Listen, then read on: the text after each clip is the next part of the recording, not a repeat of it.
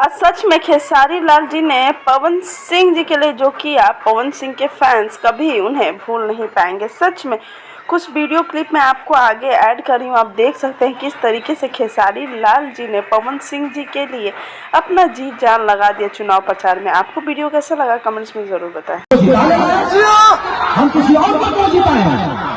अगर सब सब लोग अपना अपना वोट यही मानो, तब पता चलेगा कि हाँ लखनऊ क्या कर सकते हैं। सबसे ज्यादा खुशी इस बड़े भाई की खुशी के लिए, ये आदमी सच में राजा है भाई।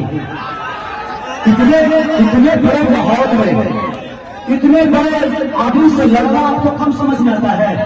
अगर इस आदमी के पास ताकत आप सबका नहीं होता तो ये अकेला हो जाता है, लेकिन आप सबका ताकत जिसके पास होता है उस जिंदगी का सबसे बड़ा राजा होता है। 12 नंबर 1 तारीख को पर्ची को बटन दबाना है।